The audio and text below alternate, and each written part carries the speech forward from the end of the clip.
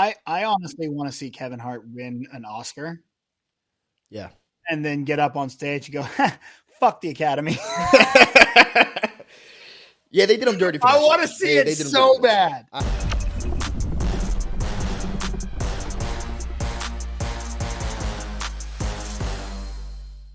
Did you look at the? Did you watch Hustler? Hustler. No, I didn't. I kept meaning to. But then Saturday night, I was feeling lazy and I just got in bed and went to sleep. Sunday, I went to watch it again. Ended up laying on my bed watching Entourage too long. No. The Hustler was actually really good. Hustler I was can't. actually I mean, I can't really add much to the conversation because everyone I know has already watched it, and like people are watching it at work, and I'm just sitting there with my headphones on because I don't want to. It's one that I'm excited about. I don't want to sit and watch it, around other people. I want to watch Dude, the movie. It was surprising. So It was surprising. I really enjoy Adam Sandler. yeah, I think Adam Sandler is getting to that point where he's becoming in my greatest list. And I never really thought about it until I watched this movie again because Adam always has those like hidden gems, not no pun intended with hidden gems or uncut gems. This is another one of those he does he captures the screen. yeah, He owns every single thing he's in. So the movie pretty much is about it's a fictional story of this man who Adam Sandler plays, and pretty much he used to be a collegiate level basketball player, and now he's a scout for the NBA, and he's trying to become he wants to go into coaching. He wants to go back to coaching, and so he's working for a really terrible owner. The owner happens to be the owner for the 76ers, but it's a fictional owner. But that's the team, and it's really cool because they actually have the actual NBA teams in this. that's cool. Like they actually have the NBA teams, but they have fictional characters working in those NBA teams. But it kind of gives you that like winning time kind of thing, but it's a fictional story. But then they also have a lot of actual basketball players, former players. Kenny Smith is on here, but he's playing another fictional character. So they have a lot of the basketball players. Kenny Smith is playing a fictional character. Yeah, he's playing one of Adam Sandler's college teammates, like prior college teammates. But now he's that's weird. Yeah, now he's actually acting in this. And then he's all in the present day. Kenny is one of the assistants for this terrible owner. But the whole premise is that Adam Sandler wants to go back to being a coach. He is a scout. He's been a scout for 30 years, and they consider him one of the top scouts in the country. Yeah. He stumbles across this kid, an international player, and pretty much he bets it all on this kid. It's a really good mentor, mentee, coach, player drama, but also it's set in Philly. So they have their training montages in Philly, which also echo like the Rocky stuff, but they do it in their own way. Where Adam kind of takes. I was getting kind of annoyed there because me with my Dallas Cowboy roots. I don't be fucking with Philly. You know what I'm saying? Hey, listen, you don't talk about Philly because I'm an Eagles fan, so you back off of my city. Why did I never know this? This is over. Fan. We might as well shut this show off right now. I didn't know you were an Eagles fan. I don't think we can be friends anymore. Beyond them. Anyway, so Adam, he's playing this guy's mentor coach, and it's actually a really, really heartfelt story. There's a little bit of a father-son connection here, and the kid who plays the main. Bo Cruz is his name in this. Bo Cruz is the actual basketball player being portrayed here, but he's being played by a guy named Juancho Hernan Gomez. Okay. I guess you watch basketball? I'm not a big basketball guy. Yeah. Okay, so he plays for the Utah Jazz. Yeah. Okay. Yeah, we just knocked him out in the first round. Right. Okay, so he's playing the kid that he finds. That kid is great. For knowing that he's a basketball player, for knowing, he's not an actual actor. He did a great job. He held his own with Adam, and Adam definitely helped pull him into it. But Adam was really showing his experience in this one. And it's so easy for him to flip it. He has some moments of true Adam Sandler-ish. You can see it, but he's also elevating his performance in this just as normal. I can't say he does anything different than what you can expect from Adam when Adam goes all in. I could just tell you it's the same thing when he goes all in, right? Which is a good thing. He does an absolute I love, I remember someone was asking me a couple weeks ago, I was like, hey man, you watch the new Netflix Adam Sandler movie? I said, no. I'm like, what? I was like, I refuse to watch Netflix Adam Sandler. They're normally terrible. I won't do it. They're normally terrible. I will not. I refuse. And then when I realized, I was like, really, the new basketball one? I was like, that's Netflix. Yeah, I had no idea that was going to Netflix. I thought that was big budget going to theaters. And I was like, okay, no, I will watch that because that's Adam Sandler acting, not Adam Sandler doing a home video of his most recent vacation. So I'm excited. I'm excited to check it out. Hopefully my air conditioning comes back. I get it back fixed on Wednesday and I can, relax and watch a damn movie. But, speaking of basketball players, in movies, have you ever seen Uncle Drew? Yes. I loved that movie. Yes. It was great. Like I went to see it like, okay, cool. Basketball movie. I'll just go watch this, have a good time. It had so much more heart. Yeah, it did. And character than I ever thought it would. That it had any that it deserved to have. Like, I didn't think it was going to have any of this. When you normally saw those Uncle Drew YouTube clips, on the Uncle Drew YouTube videos that they made before they actually went into production on the movie, I wasn't expecting that level of jump.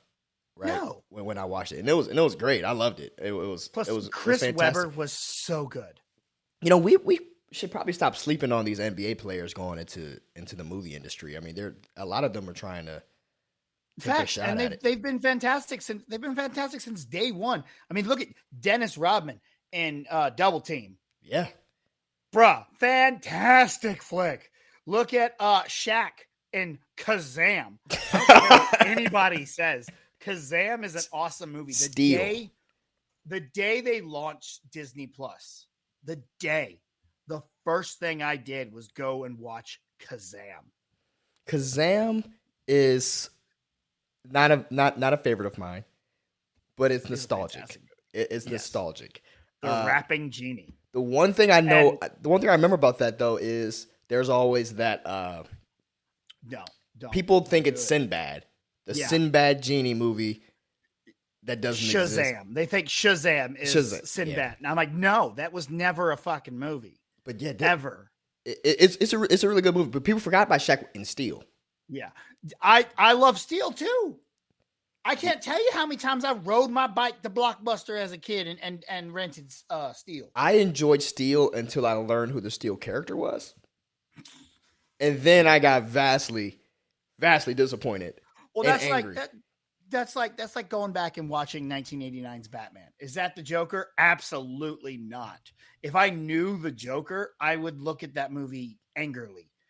But because at the time I didn't know Joker, I didn't know backstories, I didn't know anything. I was like, this is the greatest thing ever. And still to that day, I look at it and go, this is a great version of the Joker just because I didn't at the time, I didn't care about his backstory. Does that make sense? Yeah, I mean, because we're kids, right? We're just watching it for the levity. But hey, since you brought up the Joker, let's go ahead and transition into this main story that we have today. You see, I did that on purpose. You see how good I am? I saw you flex it. I am awesome. And then I ruined the transition by talking about how great I am. You're not ruining anything. You look great doing it. Okay, I'm entertained. I would like and subscribe. Have you? You should do that. Anyway. So last week we were just talking about this. We were talking about how Todd Phillips finally announced the sequel to the Joker, and they announced the title, Folly Ado. I'm probably still saying that wrong. Don't mind me, mind the public education system of Southeast DC. That's how we do it. But I didn't realize they were already working very, very quickly at finding people for this movie, and it was announced yesterday. I texted you. I was like, hey, man, because I was going through a lot yesterday. That's why we didn't do the show. But yesterday, I texted BC. I was like, BC, I think I saw something about Harley getting casted with Lady Gaga. Mm-hmm. Your first thing was, nah. Like I don't see exactly. this no way. I was like, here go Lando looking at these bullshit sites, this Yep, clickbait. that's what I There's do. no way they're Uh-huh. already casting people. They just finished the script. Variety, Deadline, Hollywood Reporter. Hollywood Reporter. Yes. So it turns out that that's true. Lady Gaga is actually being courted heavily. It looks like from Warner Brothers for the Joker spinoff. Not sorry, the Joker sequel, Folie à Deux. Now we can only assume that they're talking about the Harley Quinn thing. But the more surprising thing to me wasn't so much the Harley Quinn character being in this. It's what they announced about what this movie was going to be. And they're saying that it looks like it's going to be a musical. Now, two parts. One, how do we feel about Lady Gaga potentially joining this movie? And two, how do we feel about this movie potentially being a musical? You know, I used to give one of my best friends, his name, he's been on a couple shows with me, BDJ. I used to give him a lot of crap back in the day because when Lady Gaga first came on the scene, he was always talking about how fine she was. I was like, nah, dude, she is not attractive at all. You are out of your mind. You are tripping. Then most recently, I had to call him and go, you know, man, I got to apologize to you.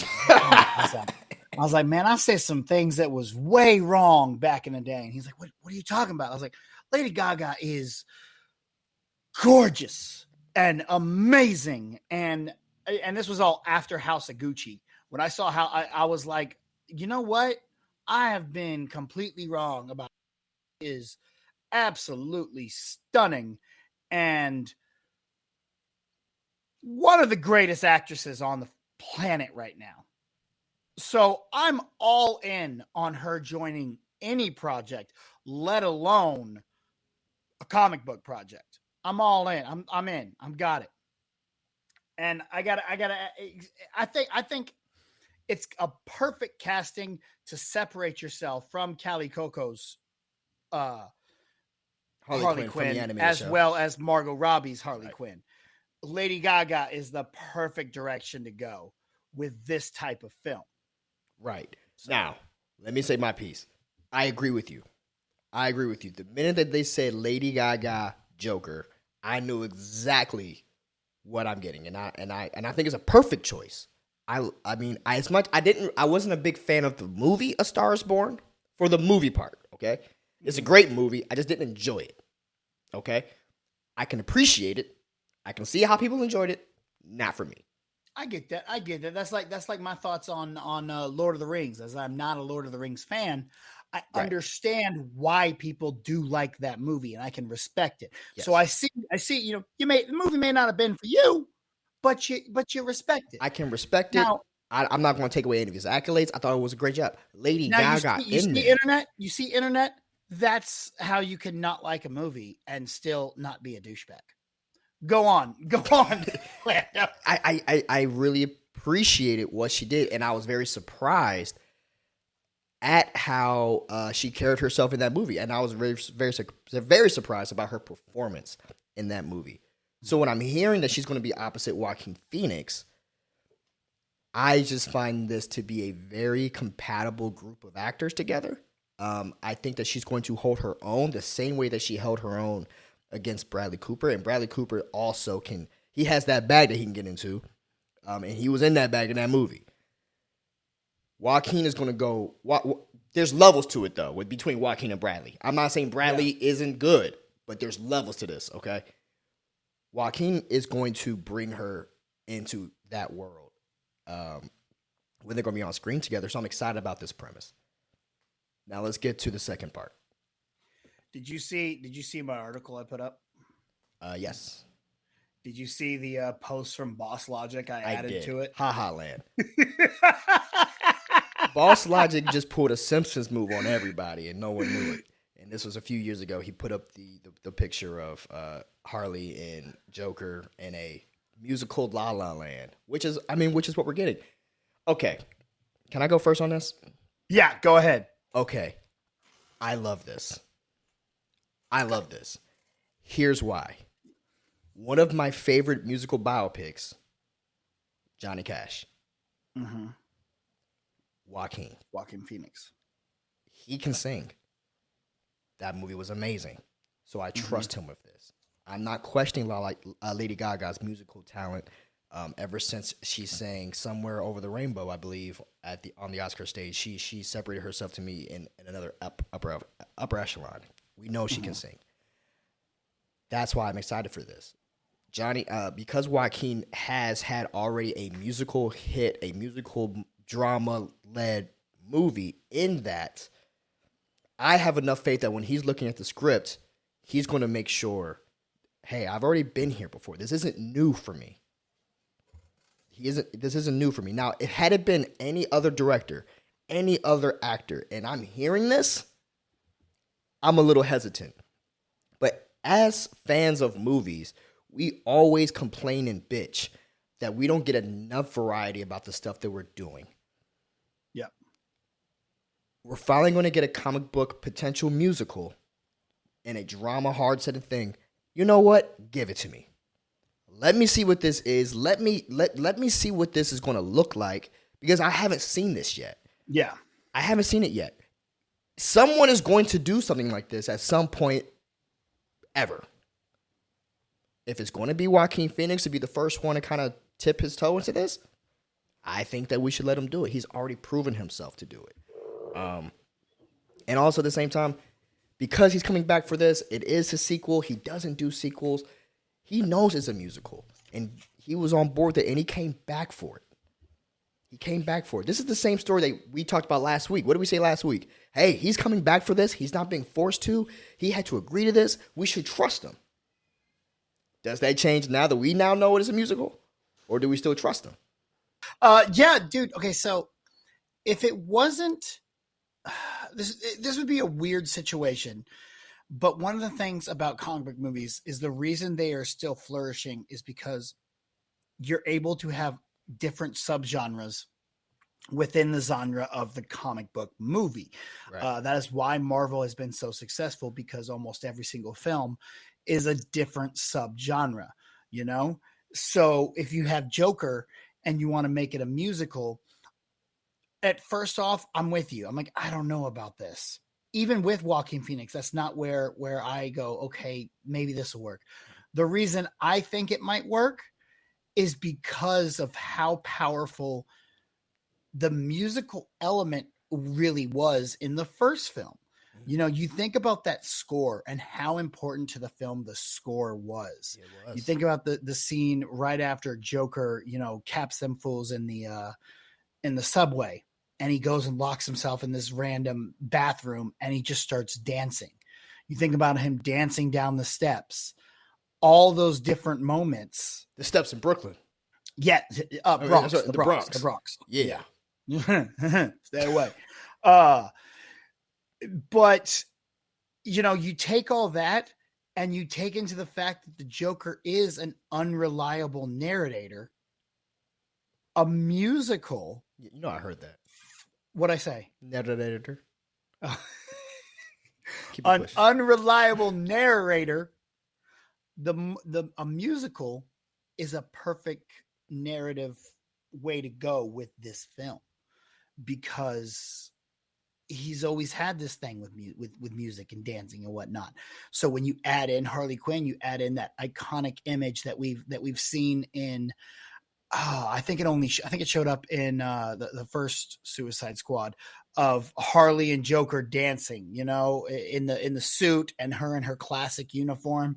It's an image that we've always seen of Harley. So I think adding Lady Gaga, having Joaquin Phoenix, this Joker film, it fits perfectly, and I think it really will have a fun ride for us to go along with. So. When I'm thinking about this, remember that episode of Scrubs? There was an episode of Scrubs when the lady had the singing disorder, where like everything she was watching became a musical. No, I don't watch Scrubs, but that sounds awesome. No, so pretty much every episode they do a new medical condition. A lady comes in and she's saying everything is music around me, and she's actually watching musicals happen. So whenever JD and Turk are like trying to fix her up and they're talking, this is how you got the fantastic song Guy Love, right? Because they're talking about how they're best friends, but what she hears is Okay. them singing Guy Love together. But actually, they're just like, yeah, you're my best friend. You know, that's if they can do something like that, because we all know he has these mental disorders, and I'm wondering if that's what they're kind of going to lean into. If they do something like that, where he becomes so whacked out, everything he's singing is just in musical form, but no one else sees this. Yeah.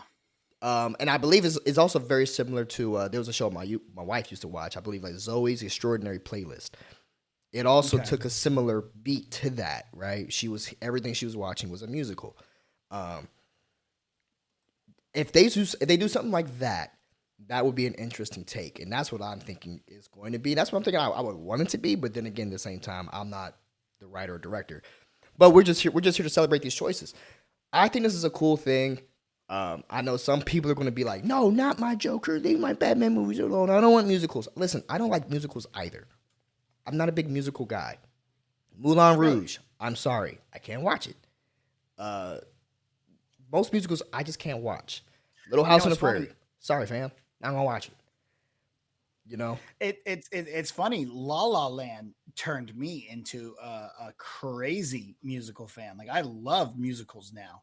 I have watched Hamilton probably about 300 times. I regularly listen to the soundtrack to that. I watch In the Heights regularly. You know, I've started to really enjoy my musicals, and so that's why maybe a little more on board and ready to go for this. And another one of our mutual friends just put up a tweet about this Koi genre, and I love he's like, I love this perfect chance. Also, it's gonna piss off the bros, and I'm just like, yes, piss off the bros. I Piss love them off. it. People don't know what they want sometimes until they get it, right? Mm-hmm. And this is another one of those examples. Once again, if you don't like this movie, you still have the original that they made. Facts. You still have the original that they made. If you Just don't like this movie, don't watch it then you again. don't have to watch it. It's okay. But it could be I gotta. really, really good. I didn't know I was going to like the first movie as much as I did. Now I told you I can't rewatch it, but I'm glad that I did. It was an experience that I'll Yeah. never forget. I'll never rewatch the first one. Now I won't say never, because I'm guessing we're gonna probably end up doing a Joker rewatch before we watch this next one. Yeah. But it's not a movie that I want to revisit. Now the second one. Now here's what the second one could do. The second one could be a lot more fun. People don't know what the tone of this movie is going to be.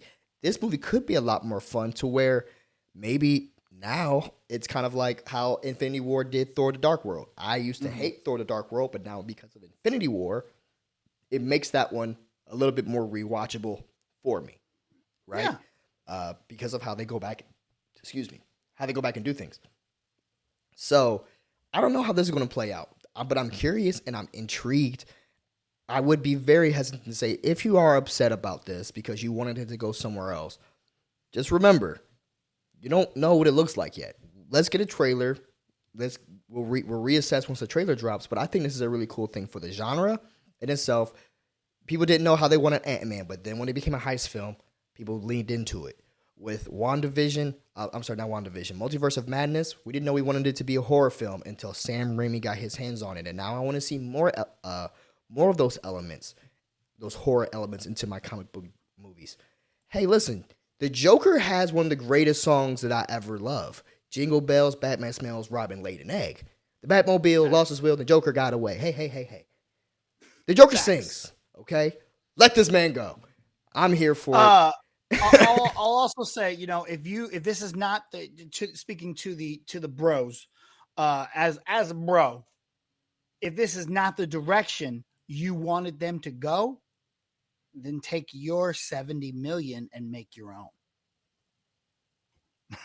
And with that being said, are you guys excited about this movie? Are you guys excited for the new Joker? Are you excited it's a musical? Are you hating everything that you're hearing about this? Which camp are you? We would love to hear. Comment below and let us know. Leave it down there as we move on to our next topic. So, So yeah, moving on to our next topic. We got a little video game news. Switching gears from over DC to Marvel. It's some news that might excite you guys. I don't know what it means for the Marvel stuff as far as the Marvel movies, but this is exciting nonetheless. We got a Midnight Suns trailer. It dropped over the weekend. Midnight Suns, of course, what you would know from the comic book franchise is mainly a story that we're all hoping for the MCU to come up with with Moon Knight and Blade being introduced. So yeah, they dropped the Midnight Suns trailer for their upcoming game coming out onto the next gen consoles, and I believe also the PS4 and stuff. But it's going to be set to come out later on this year. But it dropped. It looks pretty fun. It looks pretty fun. You know, I do like some of these games. I have not yet played the Marvel's Avengers game, but I believe you had, BC. You played the Marvel's Avengers one. I have. I am probably one of the only people on the planet that seem to really enjoy the Marvel Avengers game.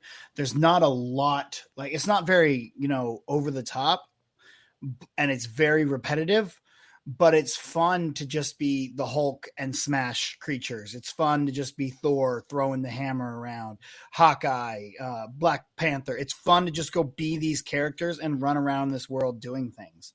Like, it's not the most incredible game, but it's fun. Right. And I think, you look at Marvel's Guardians of the Galaxy, which is apparently a much more story-driven game, a much more open kind of game. I want to play that. I want to play that. I haven't played it yet. I'm not having as much fun playing it as I did the Avengers. Is it also made by Squaresoft or Square Enix? I believe that's. I believe so. Okay. And the thing about it is you only get to be Star-Lord in that. Now, that's no fun. Yep. You control what the other Guardians do to help you. I want to play as Rocket. You are Star-Lord. I want to play as Groot. I want to play as Drax. I want to play as Gamora. I want to play as Star-Lord's the last one I want to play as. Yeah. Like, I want to play as Yondu with the crazy Exactly. Yeah. And so that's been my major issue with Guardians of the Galaxy is I don't like being Star-Lord. Right. And again, in Marvel's The Avengers, I didn't really like being Miss Marvel or Kamala Khan either because her power was boring. But when it lets me be but then after you're her, you get to be somebody else, and get to be Black Widow, you get to be Iron Man, you get to be Spider-Man, Black Panther. Well, that's the fun of those games, because as soon as you start to get repetitive with the moves, you then are a different player. With that player, they got a different skill set that you get to practice with as the campaign drives on. They normally put you in situations where, you would need that person's actual ability more so than this person, whatever, right? And that's part of the fun. So anyway, what I'm more excited about, even more so than the games, that this is coming out in October. Yeah. Right. So my thing is, the MCU and Kevin Feige, I'm guessing, is going to be looking to see what the reception is of this game. Mm-hmm. Because I really do believe that they have discussed Midnight Suns. I don't believe that Kevin Feige knows that they have Blade and Moon Knight and the Black Knight without having that conversation in his head of, okay, we're going to probably pull from Midnight Suns. I'm looking forward to this game in itself because it just looks really cool. Like, you saw the Hulk with, it looks like, I don't know who this villain is, but it looks like the Hive, the Venom Hive. I don't know if that is. Yeah, something like that. It looks like the Venom Hive, but it takes over Venom. It takes over the Hulk in the trailer, and they got Spider-Man join the Midnight Suns, and I don't believe Spider-Man actually ever was a part of the lineup for the Midnight Suns. Well, so apparently this is going to have characters that span from Midnight Suns to the Avengers to the X-Men to even the Runaways. Yeah, that's cool, but I wish in the trailer that they didn't frontline it with Spider-Man. It seemed like they frontlined it with Spider-Man, and I know why, because he's the more recognizable character. But they kind of just threw Wolverine in there, and then you got Blade in the back. I want to see Blade up front. I want to see Ghost Rider up front. I didn't even see Moon Knight at all in this trailer. So it just makes me curious of what character iteration, and it's also curious too about how the game industry is, Vice, the movie industry, but Marvel in general. I would have thought that Marvel would at least try to keep it more to what their properties are doing. There used to be a time with video games when video games would come out and what was in the video game would mirror what you were seeing in the movies. Yeah, but you also got to remember, like those games were kind of cheap. Like as fun as you like, the X-Men Wolverine game was so much fun, but it was also very very basic. Right.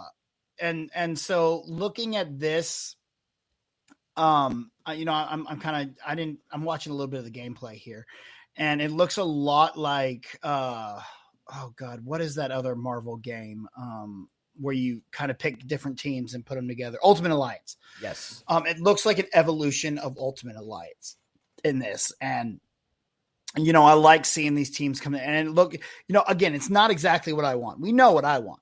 I want Injustice, Mortal Kombat, but with Marvel characters. That's what I want. Right. But this does look fun and it does look entertaining, and I'm kind of excited to check it out, man. No, I'm going to play it. I'm going to play it, and if I don't get the chance to play it, Blade is my favorite person in the Midnight Suns roster. Mm-hmm. Okay. That's why I guess I'm like, show me more of him, right? But he's in there. That's what I'm excited for. Ghost Rider has a pretty dope look to him. Ghost Rider, dope look. And I'm waiting to see what they do with Ghost Rider with the MCU. So like it's kind of one of those things where, hey, I'm not gonna get in the movies yet, so it's cool to see him over here getting some love and attention. And I'm hoping because of the reception that we get with this, and I'm hoping people will buy this, it'll make the people over at Marvel Studios a little bit more like, yo, they want Midnight Suns. The game is off the shelves. Look at it like this. Before, I don't remember exactly when the announcement that Miss Marvel was coming was. Do you remember when that was? The announcement for Miss Marvel? Yeah. I believe the Avengers game came out before then. Yeah, see, so they kind of might have a history of going, all right, well, here's the Avengers game, and it's mostly Miss Marvel's story. Now we're getting a Midnight Suns game. Right. So who's to say, yeah, we know the Midnight Suns are coming. Let's put this game out to get them ready for it. Right. So that's what I'm hoping to get. Guys, are you excited for this new Midnight Suns game? It looks like a lot of fun. It definitely looks just like you said, the Ultimate Alliance game. It has that same feel to it, which I personally do like the Ultimate Alliance games. I thought they were pretty fun. The campaign did wear me out after a while, or it kind of got repetitive to me. So I'm hoping it's not just that. I'm hoping it's a very fleshed out game where you really get the chance to dive into these characters in the game. But I'm also curious to see who the villain is, because if they can start getting to the Venom Hive stuff, that would be really, really cool, because that's a really deep pocket of the Marvel lore that I would like to see explored. So, guys, what do you guys think about the Midnight Suns game? Are you guys going to buy it? Are you guys gamers out there? Huh? Anybody? If you are, comment box. Let us know. As we move on to our next topic. Now, BC, really, really, you seem to really love New York, right? Is that fair? Bro, it's home. It's home, son. It's home. Listen. I was born in New York and then immediately taken away from New York. I was born in New York, and I used to say, born in Seaside Heights, New Jersey, raised on the streets of Hell's Kitchen, New York, did my studies in FABOLOUS, Sin City, Las Vegas, straight out of Compton, and now residing in Dallas, Texas. But the truth of the matter is, born in Hell's Kitchen, moved before I could think to the state of Texas. See, I think you got scared. I think you moved out of New York because you got scared. I think you moved to New York because you got scared because you heard that Ghostface is moving to New York City. He's moving to Manhattan. You got up out of there because you knew. Hey, I'm gonna tell you something. I loved it. I loved that right there. Not true at all. Okay, I love my home, New York. I didn't ever get to go back till I was 20. That is not true. That is not why you left. You went to Dallas because you love that terrible team. But it is true. America's team. It is true that it looks like Ghostface will in fact be going to New York City. Turns Ghostface Kill into a whole new thing, right? Scream 6, it was announced by the Scream Twitter. Goodbye, Woodsboro. Scream 6 will officially take place in New York City. And this, of course, comes a week after we learned that Neve Campbell is going to be departing from the series. So it looks like that they're completely just changing locations. Changing locations. What better way to get away from some of the characters in certain locations? Hey, you can't explain them why they're not for a sequel? Well, because we're not over there anymore. We're now taking place over here. So this announcement came out, BC. What are your thoughts about Ghostface moving to your hood, man? Well, it's not the first time that we've left Woodsboro for Scream. All right, like Scream 3 took place a lot in Hollywood. Scream 2 took place at Windsor College, that I think was supposed to be in like Ohio or something like that. So this isn't something like brand new to the Scream trilogy, leaving Woodsboro. However, going to New York, especially with that tweet that they put up, officially take place in New York City, has a very, very Jason Takes Manhattan vibe to it.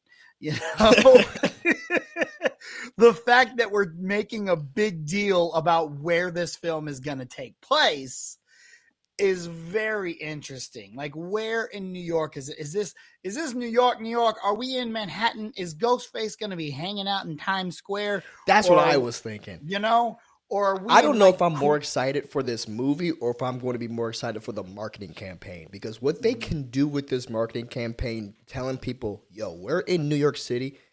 If they don't at least get all the TVs in Times Square to show just the Ghostface mask at one time, like for a minute. Oh, they got to. You know what I mean? That to me would be more entertaining than actually probably what the movie's going to be. The Amazing Spider-Man 2 moment where it's all Electro and then starts switching to Spider-Man. Yeah, it's gonna be all what was her name?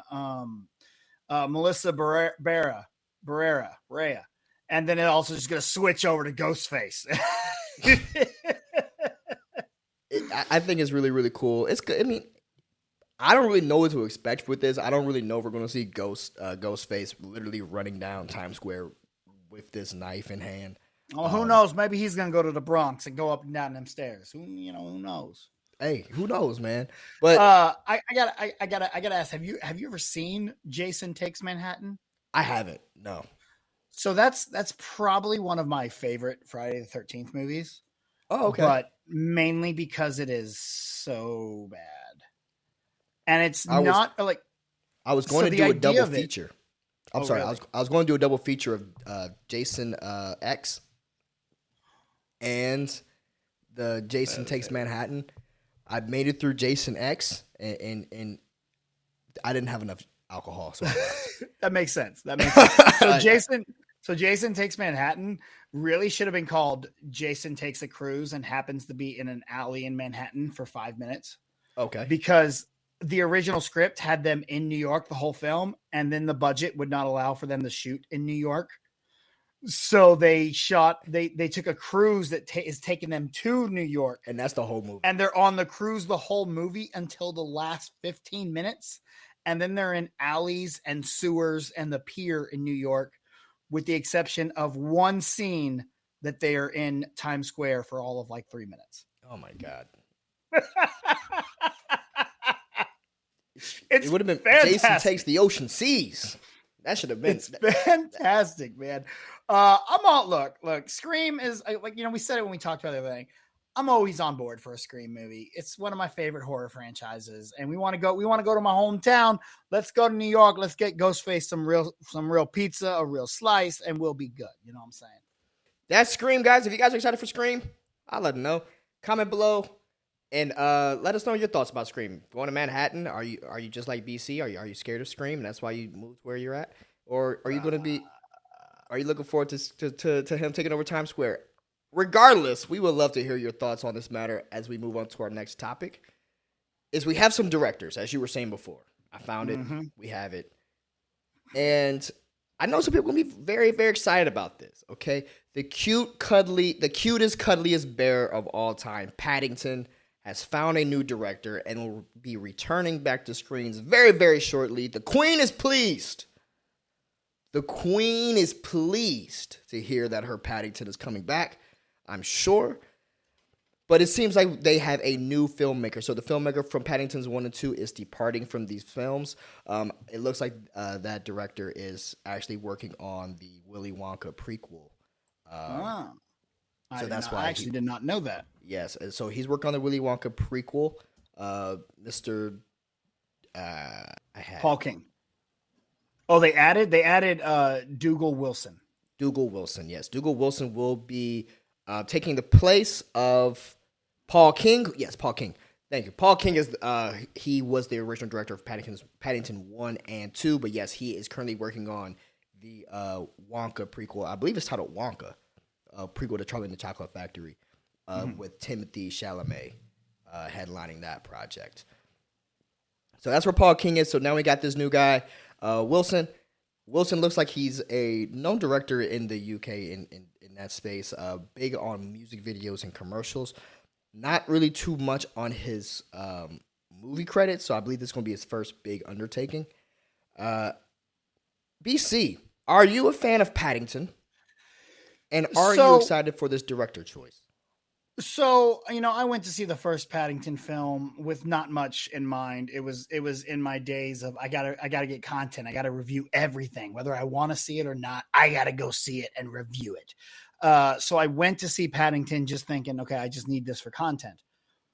Ended up absolutely loving that film. It is so adorable and so endearing and so much fun that it just sucks you in and you just have a good time watching it.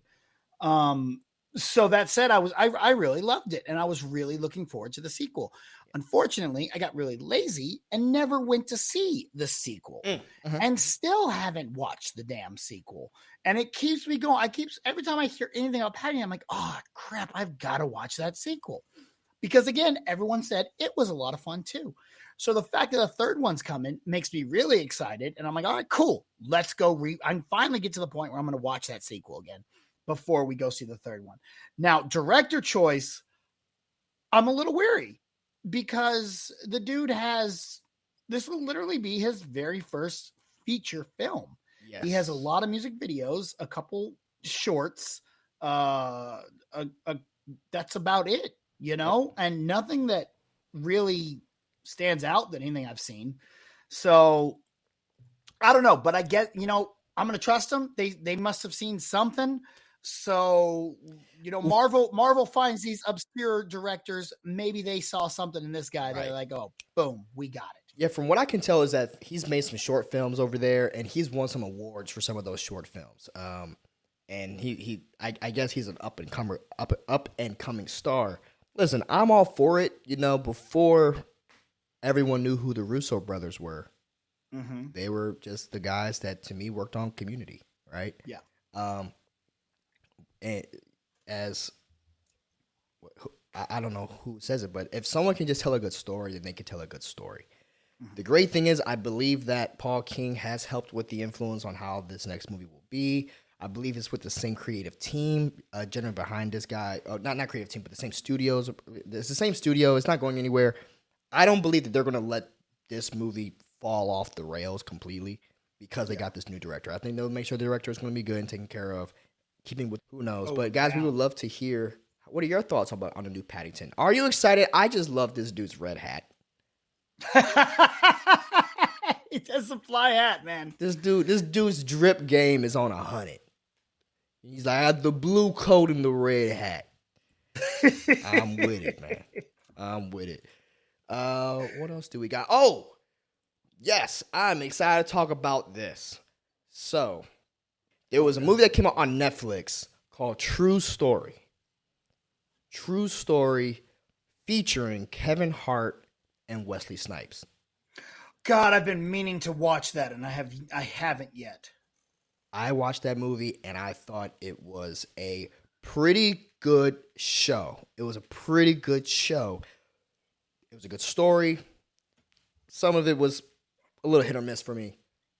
But what stood out to me in that show was Kevin Hart's acting range. We're so used to the same old Kevin Hart in every single thing. And I love Kevin Hart. I think he's one of the greatest comedic actors of all time.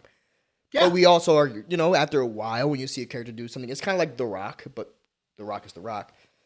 Kevin Hart, he doesn't really he doesn't do a lot of movies that get him outside of his comfort zone. Then came True Story, totally took him out of his comfort zone, totally dramatic picture, but there was still some complaints with that.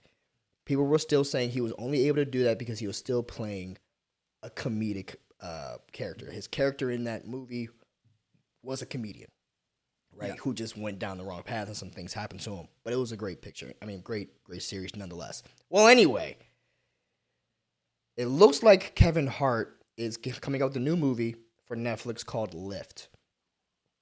And they just tapped Sam Worthington to, I believe, co-head this with him.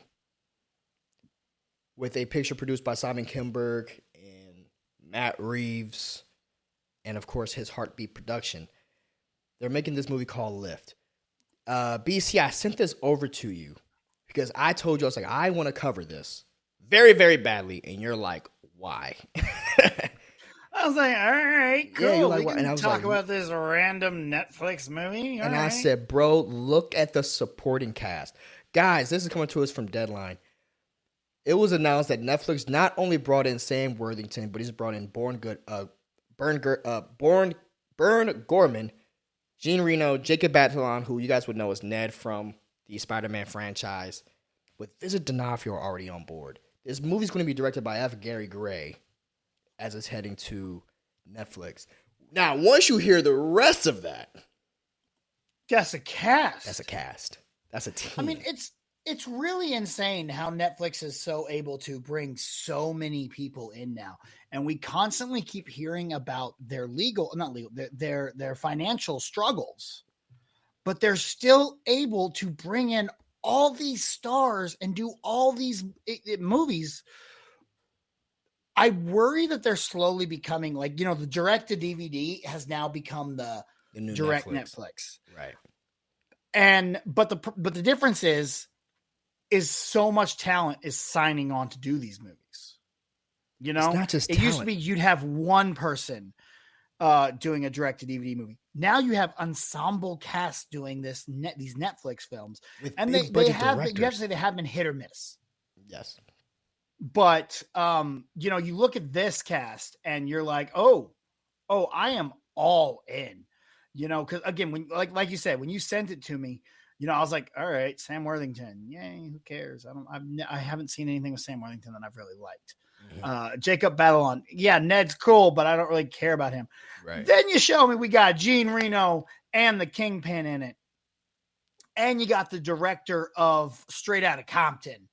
And I'm like, okay, you might have something here, So I'm all on board. Man, I'm loving the supporting cast. Kevin's going to do his part. I have no worries about what Kevin's going to bring to it after now watching him in True Story. This movie's going to be a drama. I now have confidence that Kevin can do drama. But the supporting cast, we already know is what's going to really help elevate this movie. Jean Reno, I was telling you this off screen. I love Jean Reno. Jean Reno was my favorite part of the 99 Godzilla movie. That movie was terrible, but he was so fantastic in it.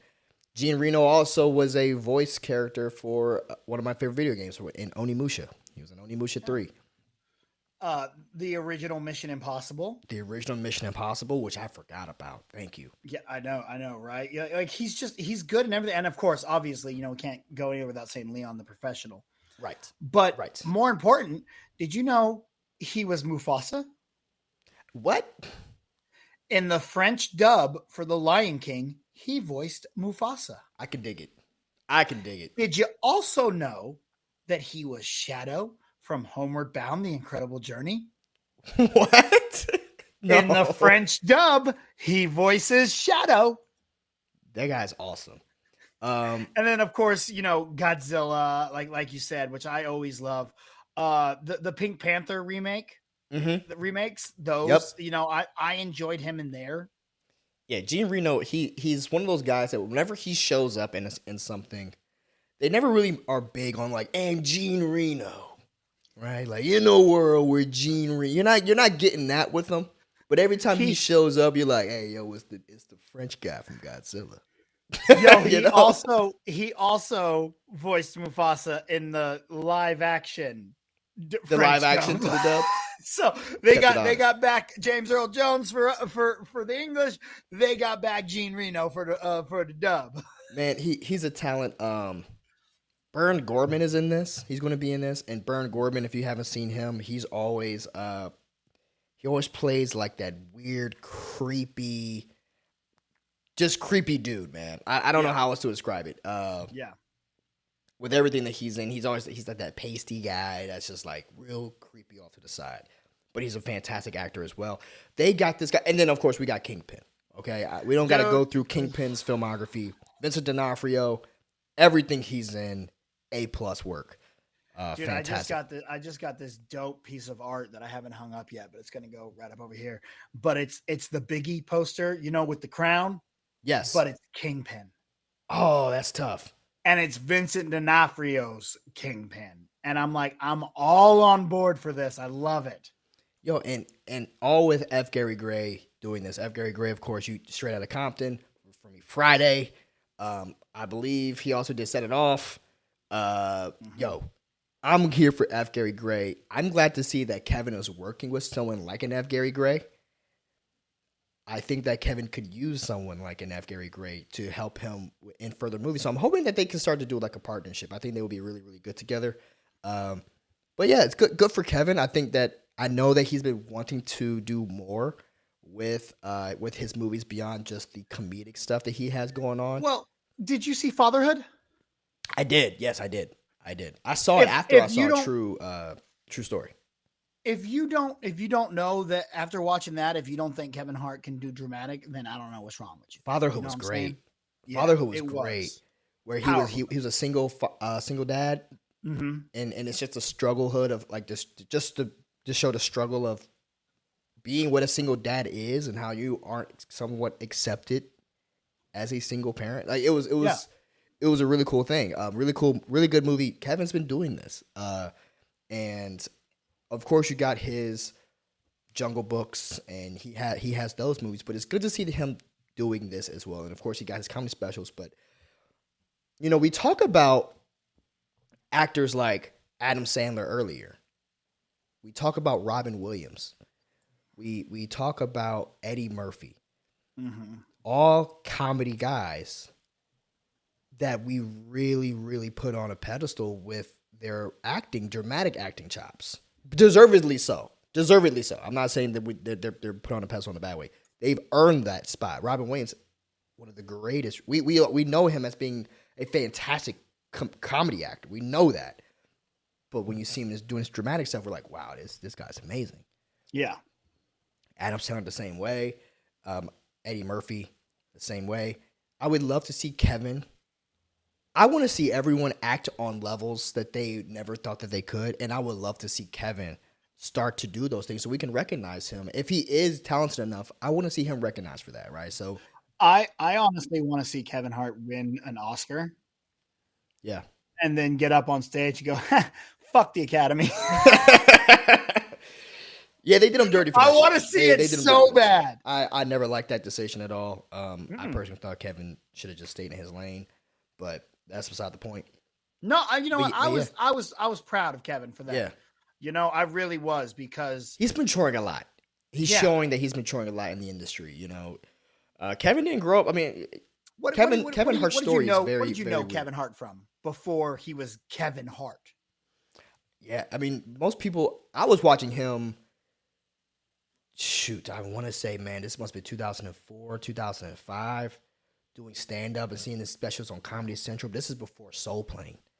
Okay, this is before, because there were the two movies that introduced me to Kevin Hart and made me go, I love this guy, and one of them was Soul Plane. Right. I cannot tell you how many times I watched Soul Plane. He got his ass stuck in the toilet seat. Yes, I can't, to this day I can't hear Salt and Pepper's "Push It" without thinking of D.L. Hughley's scene in that movie. The movie's great. And as well, the other one was Fool's Gold. Yes. I don't know if you've ever seen Fool's Gold. Yes, I have. Slept on. People don't watch that movie. Yeah. Yeah. Slept on. Bad Bunny. His name is Bad Bunny. Mm-hmm. I'm just like, I'm all in on this dude. It was so good. Such a fun character. Kevin's been doing this for a while, but of course everyone knows him because of how big his comedy specials got. I was just really glad I got to saw him on his come up, right? On his come up. Back when he was getting like 4 or 5 minute clips on Comedy Central. Mm-hmm. So it was really good to see him mature. Yeah, has he made his mistakes in the industry? Yes. Who hasn't at this point? Facts. So I'm just here to watch his talent and watch his work. And I love the filmography that he's putting together. It's good to see him add on these kinds of projects. Of course, we need to see what a trailer looks like. But F. Gary Gray, you know that he's going to have a good vision for this. And I think Kevin's going to be in good hands. Sam Worthington, yes, this is about Sam Worthington joining the cast. I personally, I kind of feel like you with Sam. He's serviceable in the roles that he's been in, but every single time I see him, I'm not taken aback or blown away on the level that I felt like I should have been. He was one of those actors that they kind of forced. His fault at all. I'm like he's a decent enough actor. I just don't like the projects he's in, like the Clash of the Titans, or was that what it was? Yeah, Clash of the Titans. Yeah, that was. Don't care, and I know the whole world is Avatar. I'm like, all right, cool. It's a bad version of Fern Gully. It's a too long version of Fern Gully.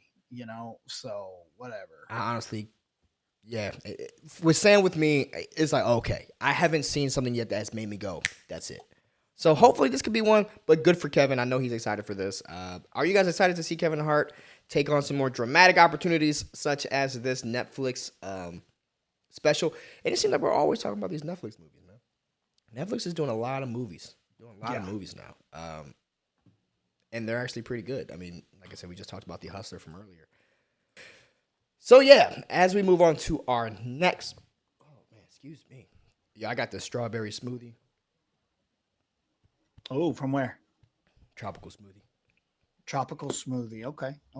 You know what, man? I love me a good smoothie, dog. But Smoothie Factory, I don't know if it's shut down, but I haven't seen a Smoothie Factory in forever. I haven't seen one in a minute, bro. Can I tell you something real quick before we talk about Thunderbolts? Yeah. So, and you should leave this all in. You know what I'm saying? I probably will. So, yesterday I had to go to physical therapy. But this past weekend, the wife and I, we actually had a barbecue. We had a cookout, right? Mm-hmm.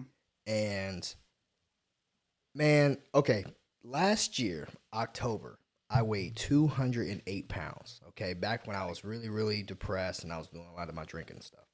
I weighed 208 pounds. Overweight, puffy face. Yesterday, I got weighed because I went to the beach. I went to the pool on Sunday, and I was like, man, I'm looking all right. I got weighed yesterday, man. I'm down to 173. Oh, wow. I lost 35 pounds. I didn't even know. I've been struggling with my weight. But I lost 35 pounds yesterday. I was so proud of myself. That is awesome. I want you to know that I am nearly 100 pounds more than you. I just want to throw that out there. 260 pounds right here, bro. It's okay. Solid fat. No, I'm going to need muscle. my bodyguard. I'm glad I have you. You have to protect the talent. That's what that's exactly. For. Exactly. You know what? We used to every time we'd go down to Comic-Con or whatever, wherever we were going, me and Gucci told everybody I was his bodyguard. And that's what it was. We would go into bars, we'd go into clubs, and I would just walk and act as his bodyguard. Mm-hmm. And we got so much free stuff because everyone's like, oh, he's important. He has a bodyguard. That's fair. Listen, if there's one thing I learned about Bobby Gucci, if people don't know you're a legend, you make one up. Facts. That's one thing about Gucci that I love because he's a legend now. Mm-hmm. But it might be all lies. It might be all lies. All right, so as we move to our next topic, man, I just want to tell you that I was very proud of myself. I lost 170 pounds. I'm happy for you, man. That's awesome. Congratulations. When I was drinking a lot, I was really depressed, and I was just gaining all this weight, and I kept looking at my stomach, and I was getting very self-conscious and stuff. And yeah, I pretty much all I did, I didn't really do anything different with my workouts. I haven't really done any because of my shoulder surgery. All I've been doing is eating one time a day. I eat at 6 o'clock at night, but I eat one massive meal at 6. So I guess it's a 24-hour fast. And I just drink primarily water all day. Me having this smoothie right now is breaking my cycle. But it's okay. I lost 35 pounds. Holla at me.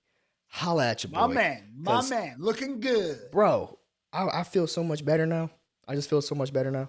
And actually, I had a beer on Saturday, on Sunday, and I'm good. You know, I think I'm good on it. I think I'm good on it now. So if you guys are struggling with weight problems, man, you know, hey, you can figure it out too. Because I didn't know what I was doing, and look at me. If you guys want tips, please comment below, and I'll try to reach out to you guys and help you guys out because I know how it can really affect your mental health. So I'm all for positive mental health stuff, as you know, BC.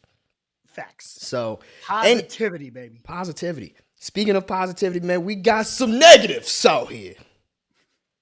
We got the Thunderbolts. They coming in to destroy your positivity. You like the Avengers? They said F that. We're the anti-Avengers. But anyway, last week they announced this. We're like the last people to report on this. But hey, I want to talk about it, so I'm going to talk about it. I do too, because I got something exciting I want to talk about. Yeah, man. So we got the announcement about the Thunderbolts, and if you've been a nerd for a while, you've been hearing the rumblings in the grass about the Thunderbolts. And what are they going to do with these guys? You know, we've been slowly seeing this ragtag group of people coming together with Captain Whack America. You know, you got the Abomination coming in. But they've been reintroducing some of these characters back, and of course with Julia Louis-Dreyfus. Yeah, that was right. Yep, Julia Louis-Dreyfus character coming in, and at the end of that, Captain America, Captain America and the Winter Soldier, Falcon and the Winter Soldier show. Where was this going, right? So they finally announced the Thunderbolts movie. They have a director attached to it. I did not know they were even going to be announcing this movie. And especially the way that they announced it. So a few weeks ago, Kevin Feige, whenever they were at the what convention? Oh, during the Multiverse of Madness premiere, he was mentioning how him and the group and the team was going to go back and start to develop the next 10-year plan. Right? Yeah. And so everyone was like, okay, they're going to probably announce Phase 5 or whatever. There was no big announcement, but they just dropped this, or we just found out about this, that the Thunderbolts movie is moving forward. Deadline reported it first, I believe, and they brought in Jake Schreier. Yes, I mean, okay. I guess that's how you say it. I don't know. That's one of those ones I look at. I'm like, oh, yeah, the director from Paper Towns, and then also the writer Eric Pearson from Black Widow, as kind of leads for this. And I'm interested to hear your take on this. But my first thought, of course, comes in with the passing of William Hurt, right, who actually plays General Ross in the MCU. Right? I don't want to say what movie he's in a lot of MCU properties. But yeah, William Hurt, who we have grown to be accustomed to, is General Ross. He sadly did pass away. It can't even have been 2 months ago, I believe. Yeah, something like that. So whenever he passed away, I kind of thought the Thunderbolts project was over. I thought they weren't going to do it because how do you have the Thunderbolts without General Ross? So yeah, I'm curious to hear what you're going to say, BC. Are you excited about this Thunderbolts movie? I am, and without William Hurt, there's a couple ways you can still do this and make it work. Obviously, number one is recast, which I'll talk on in just a second. But if not, you can have Julia Louis-Dreyfus, who plays what is her De La Fontaine, Valentina Allegra, Madam Hydra. I just know Madam Hydra. Yeah, Madam Hydra. Be the leader, putting this team together and naming it after General Ross as a tribute now that he's gone. You know what I'm saying? Mm-hmm. That could be the way that they go. They go, well, you know, you just say he died off camera, however you want to do it. And we're going to name this group in his honor as the Thunderbolts. Right. That's one option. Or you recast, which is a viable option. It's not like the MCU has never done it before. Mm-hmm. They definitely haven't done it with anyone who has passed, you know, as with Chadwick Boseman and now William Hurt. But if they are going to recast, I actually have an idea. Who you I got? got someone that will work, Who you got? and someone who's already played General Ross as well. Oh, Ang Lee's Hulk had Sam Elliott as General Ross. yeah. And I think He was Sam good. Elliott would be a perfect replacement to carry on William Hurt's character. You know, I Now, think that just works. now, did I think that'll work? I think that Sam Elliott is awesome. Sam Elliott actually, I believe, is replacing as Adam the West. mayor. Adam West. Adam West, yeah, as the new And I mayor. think his name is Wild West. Wild West, you know. So, hey, and he has that. He's Sam Elliott. He can be the guy. I don't think anyone would get upset about that. No. With that pick. I am on board with the recast option, and I'm on board with the recast option for a few reasons. I am in the minority, I believe, where I believe that Black Panther could have been recasted. As much as I love Chadwick Boseman as the Black Panther character, I would not have been opposed at seeing another take of Black Panther for the sake of the reason of I understand the significance of the actor and the actor's portrayal of the character. However, I don't believe that the actors would want to see the character go away Yes. if the story wasn't completed, right? If it's in service to the story, I think that you do recast. I know and it's the Leia thing, right? Yeah. And it's the Chadwick thing. So those two aside, I can understand those two specific reasons about why people don't like the Fang. I will say I'm completely with you, and I totally would have recasted Black Panther, but there's only one actor I would have accepted. Who was that? J.D. Washington. Oh, dude, what? I didn't even think about that. Think about J.D. Washington taking over from Chadwick. That would be a great pick. That would have been the only one that I would have been on board with. You're talking about Denzel's kid, right? Yes. John Davis Washington. Okay. He was in Ballers. He was in Tenet. Non-accepted. Tenet. Yeah. Black Klansman. Mm-hmm. Black Klansman. The guy's great. The guy's great. Yes. He has a very bright future ahead of him. I think he would have been an excellent choice to carry on that role. But, however, I can understand that the mass populace, especially the black populace, in their attachment to Chadwick as Black Panther. Mm-hmm. Okay? I get it.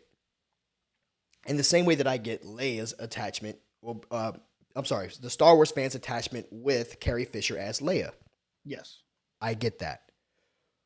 With the General Ross character, as great of an actor as William Hurt is, and this is not to tarnish anything of William Hurt.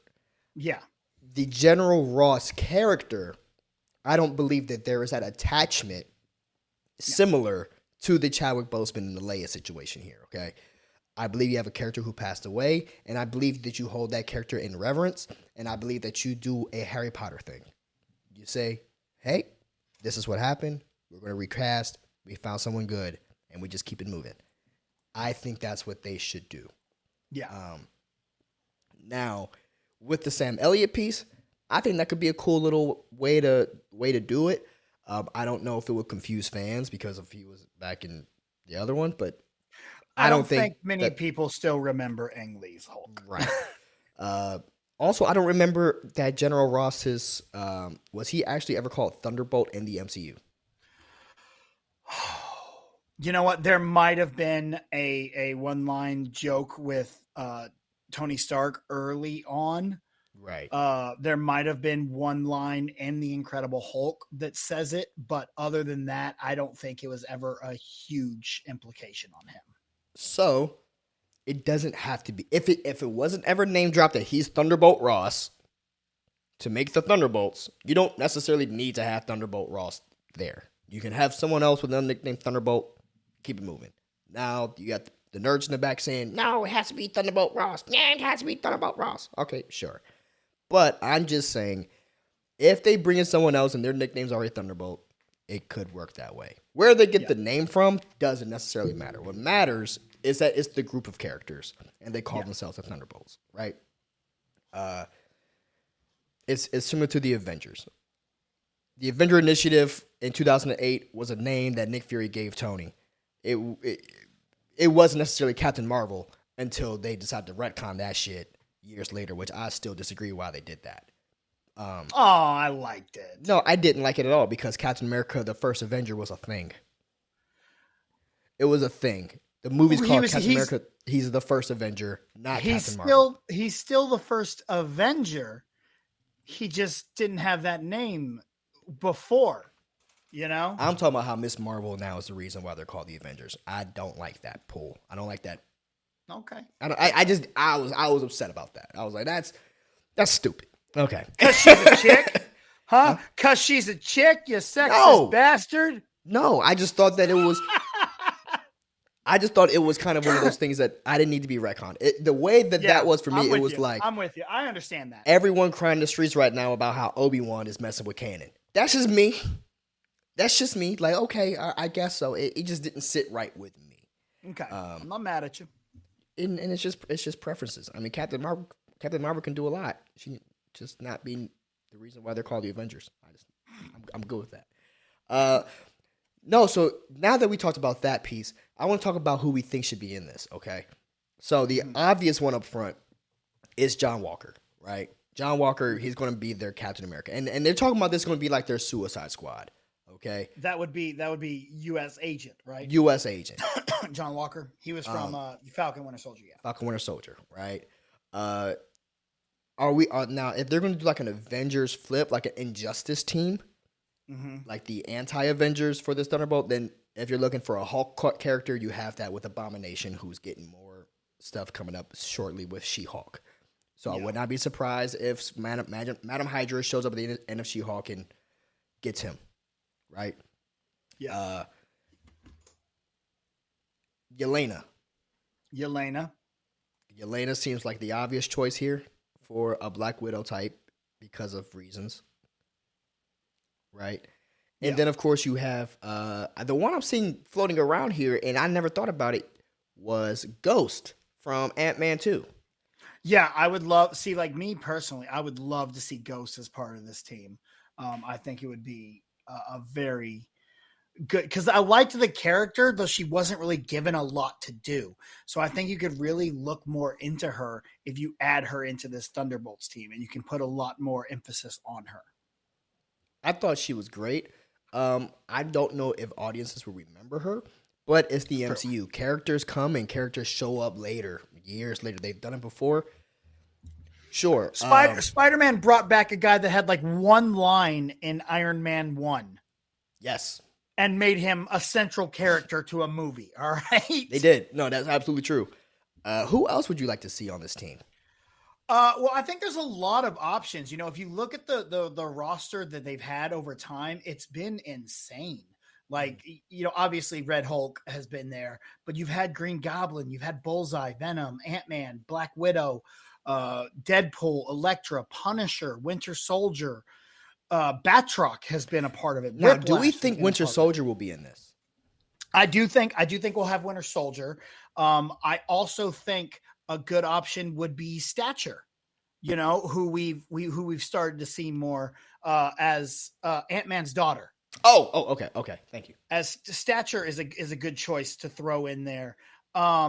Taskmaster we could see come back again. I can see Taskmaster over Stature, only because they haven't necessarily set Stature up yet.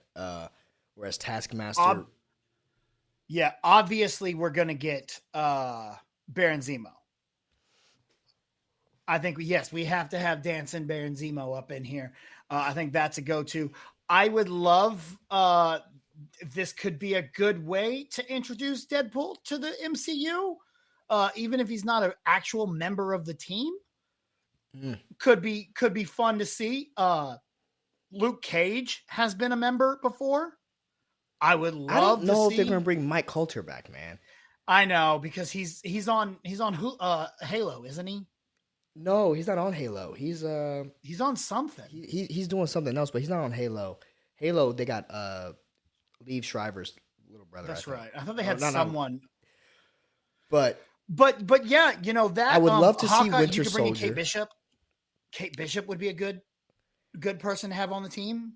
I think if they're going to go more the Suicide Squad route, I think they're going to keep it to all villains, people that we know who are villains, or not villains, but the bad guys, with one I person think in more there. of anti-heroes Anti-heroes, right? rather than villains. I think we have a better chance of not seeing the Goblin or Bullseye or Venom, but I think Ghost, who wasn't really a villain, Yeah, she right. just wanted to live.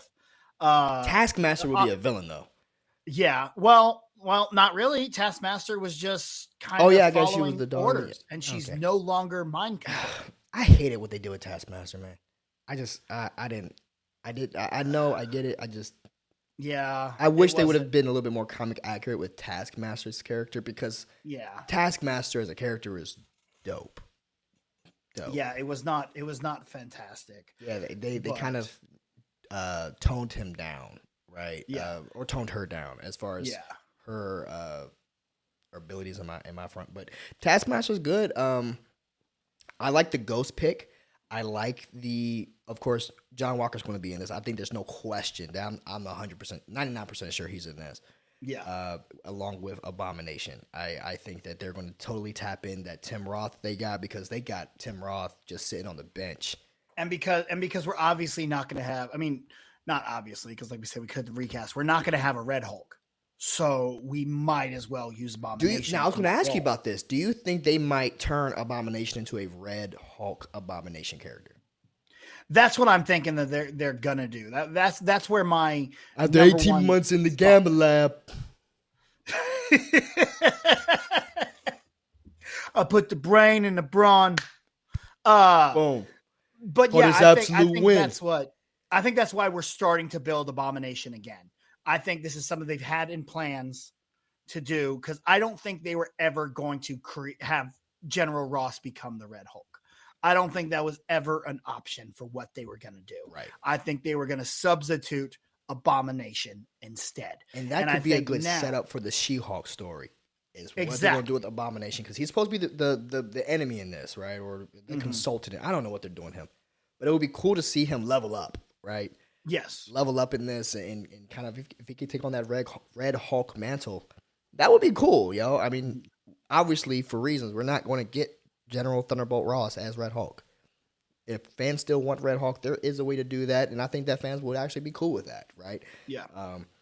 The MCU fans are very understanding. I will say that. I do believe that MCU fans are understanding to the situations that are facing this team, especially when it comes with dealing with the deaths of these death of the actor. So I believe that if they do something in that way, I think the MCU fans would be fun about it. Now, a question for you though: do you think anyone from the Avengers team will help? Do you see like a Bruce Banner coming in, and not being a part of the mission, but more so like as a consultant? I think we have a better chance at seeing Wong than anybody else. Wong, okay. Because I think Wong has a relationship with Abomination that we've seen, kind of. And I think that's where we'll get an Avenger tie-in, maybe a Nick Fury or a Hill, Captain Hill. What is? I don't remember what her rank is. Aunt Robin from How I Met Your Mother. Well, let's talk about this, man, because I heard this interesting theory that we've already been introduced to our Illuminati. Have you heard that theory? No. So the theory is that we have already been introduced to the Illuminati at the end of Shang-Chi. Oh, so you got Banner, Marvel, and the Sorcerer Supreme. Yes. Right? So you have like Banner for the Avengers there, Miss Marvel for the cosmic stuff. Obviously, we don't have a Fantastic Four yet for that group to have a leader, because that's what the Illuminati is. The Illuminati is the leader or a representative from each of the groups that we have. Mm-hmm. We don't have a Fantastic Four group yet for us to have a Reed Richards. We don't have an X-Men group yet for us to have a Professor Xavier. X.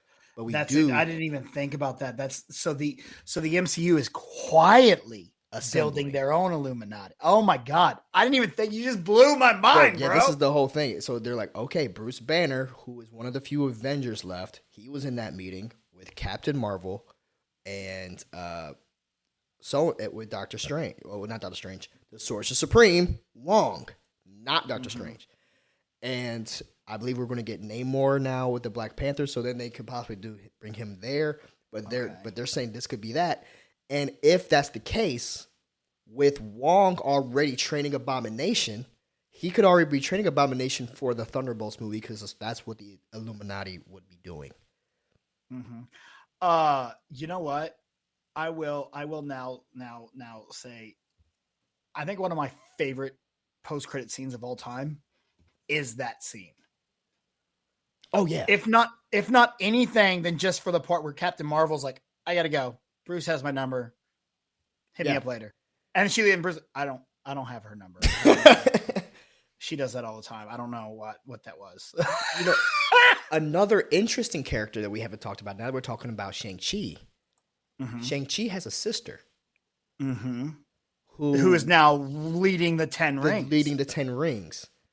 And they announced, I believe she was supposed to be getting a spinoff, or she is. She's supposed to get her own show. I totally forgot. She's getting her own show. You have Echo getting her own show, which I would like to see more from Echo. I was not too happy with what I got from Echo, and she was serviceable. I don't get that. I mean, but then again, I am like overly like Hawkeye's my favorite show so far. I liked Hawkeye, and I liked what Echo did. I'm just saying, when it came out that they're giving Echo a TV show, I was like, she was cool, but I didn't see nothing that made me, like, if they say we're giving Baron Zemo a show, I'm here for it. Let's go. You know what I mean? Like, because they set him up so much, and he has such a character arc. I need to see more. So I'm happy for her to have a show, and I'm hoping that we can get into this relationship with Kingpin a little bit more, because they didn't. I will say, I am gonna switch sides on my thoughts on Echo if that show does not open up with the ending of Hawkeye and her pointing that gun. That's where it needs to pick up. It needs to pick up right there, and she needs it in the fire. She's pop. No, she can shoot him. Shoot up. She can shoot him. I don't want it. That's what they do in the comics. I know that's what they do, but look. I like that Kingpin is stronger. I don't want him to be invincible. I want guns to be able to kill him, so I don't want them to shoot the Kingpin. Fair enough. I want him to be more realistic.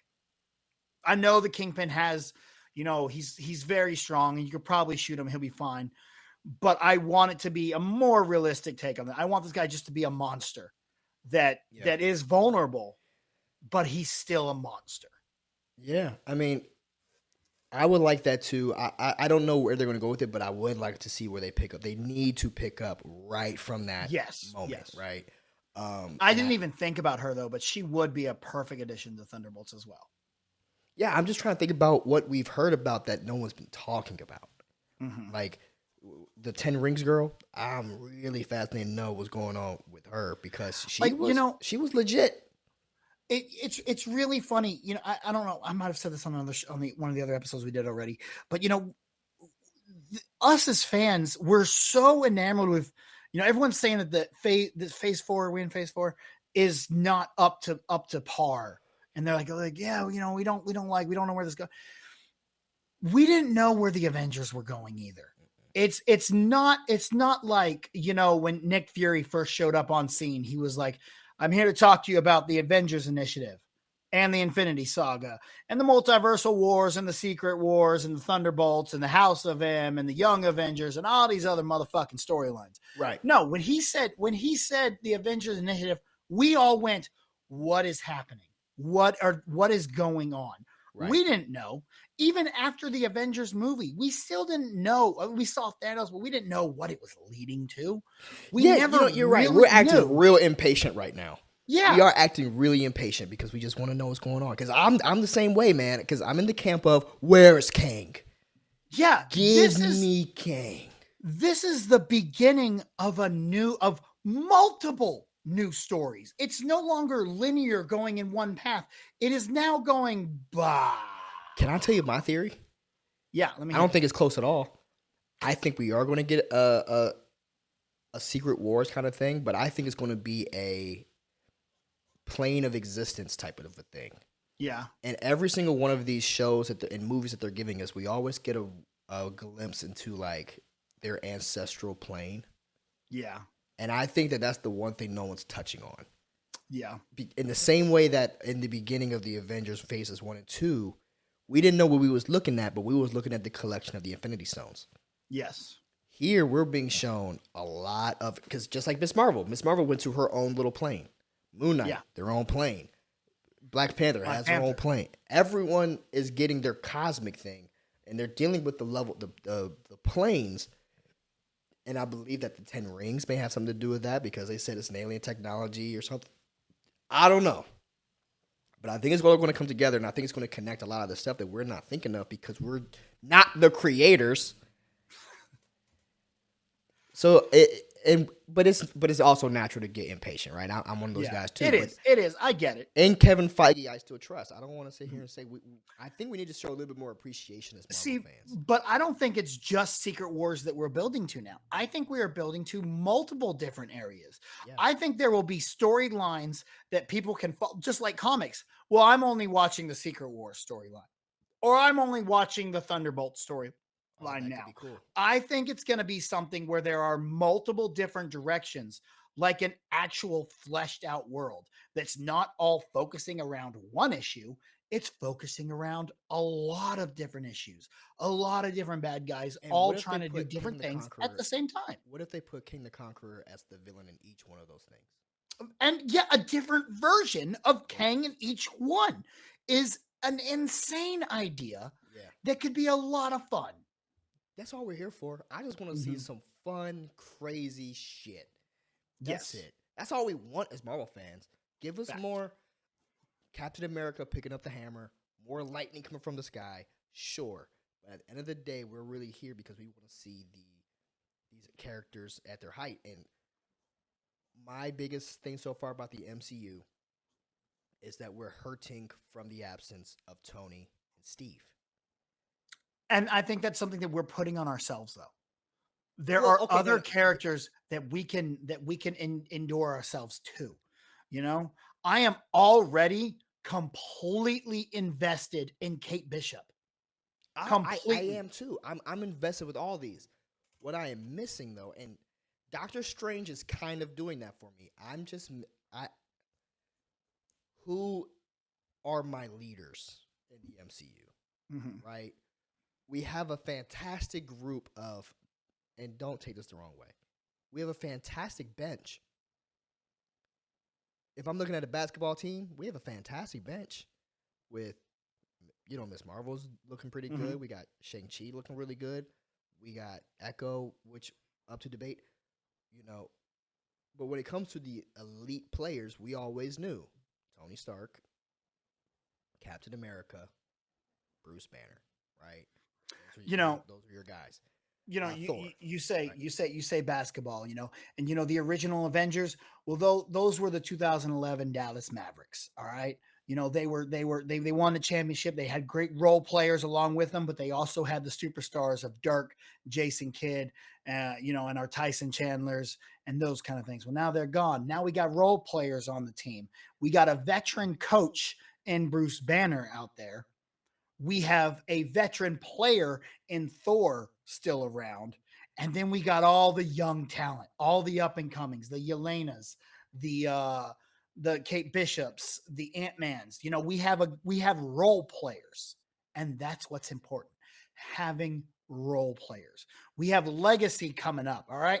We got Black Panther's daughter, which is his sister, so to say, or his sister taking over the Black Panther role. And now, Shuri. Yeah. So now she's the legacy player who has the famous, you know what I'm saying? Yeah.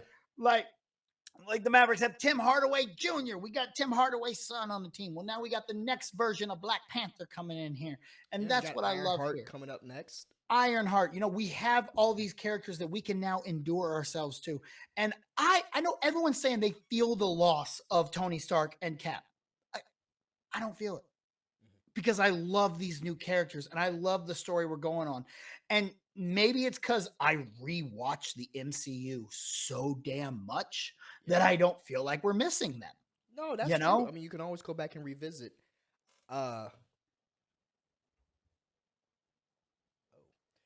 Okay. The one thing that I will say is that I just got a bad thing about my micro USB port. Hopefully, the last part of this got recorded. If not, I'll make it work. But the one thing that I'm going to say is I think a lot of my fears will go away once I can see more of Nick Fury. Mm-hmm. Once that new secret, not secret, the Secret Invasion. Secret Invasion comes in. So I can get a little bit more like, okay, where's he at? I do wish they would use him more. Yeah, you know what I mean? Like, and that's the thing. It's like, okay, I got so attached to a lot of these characters and now they're not there. Like, that's what I'm missing out on. I'm missing out on Nick Fury being in Civil War. I'm missing out on Nick Fury being in Wakanda. I'm missing out on Nick Fury being, a more pivotal role in Infinity War.